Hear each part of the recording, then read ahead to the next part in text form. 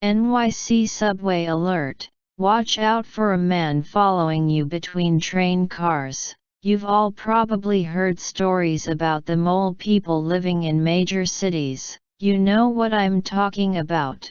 They're supposed to be homeless and displaced people who are live in a metropolitan area's unused, underground areas. They're supposed to live in dark corners of old subways, and floodways, and tunnels. They live there until they start to forget how surface society works, and they adopt systems of their own to continue surviving. I'm not saying that's what I saw, but I'm sure that I was almost murdered by someone who knows the NYC subway tunnels like the back of his hand. It started while I was riding the 6th line uptown after a night in the city. It was late enough that most of the train cars were either empty or else only held a few people in each car. There was a guy who was pacing around in my train car, and swearing loudly.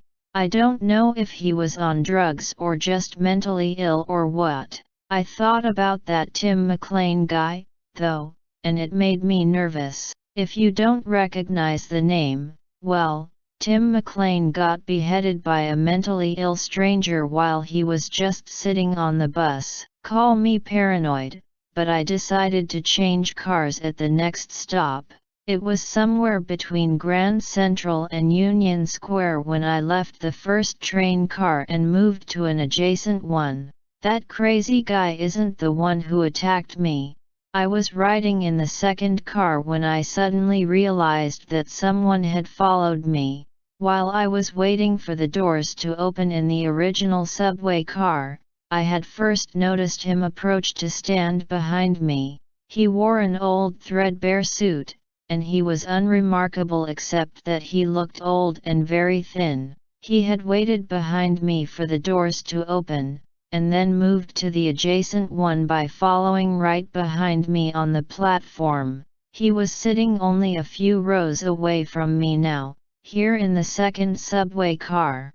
At first I thought it was just a coincidence. Maybe the old man had made the same decision as I did, and he just wanted to get away from the shouting guy in the first car. I stared in the thin, old man's direction for a few more moments. He looked up at me with pale green eyes, and it was as I looked down to avoid catching his gaze that I noticed what was in his hands. There was a glass bottle filled with liquid in one hand, and a rag being soaked with that liquid in the other.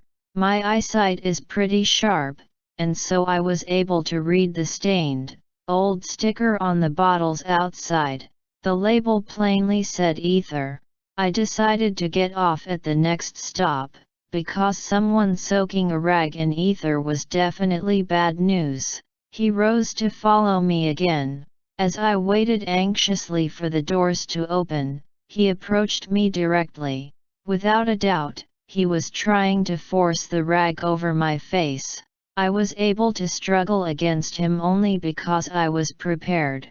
I anticipated that he would try something, and so I was tensed to respond and able to keep the rag away from my face. He said something strange while he was struggling to knock me unconscious. I still can't make sense of it. Maybe it supports my theory that he was some kind of mole person, because what he told me wouldn't really make sense to people from normal society. He said, "That loud fella in the other car wasn't bothering nobody. You're being unfriendly. You make him feel unwanted. There's nothing worse than being unfriendly."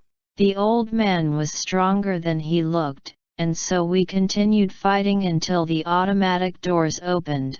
I spilled out onto the platform, and shouted for help.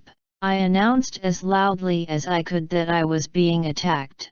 It was late on a weekend night, and so I was lucky to see a pair of NYPD coming down the stairs from where they had been standing near the subway entrance. When I turned to point out my attacker, he looked anxiously toward the train that was pulling away. When it was gone, the old man jumped down onto the tracks and fled into the darkness of the tunnel. When I explained what had happened to me, the police officers did not sound surprised at all. They both even nodded in an unsurprised way when I told them that the man had accused me of being unfriendly. They told me that 7 people had gone missing this year while riding the subway, and that the missing always disappeared near historic subway areas that were no longer in use.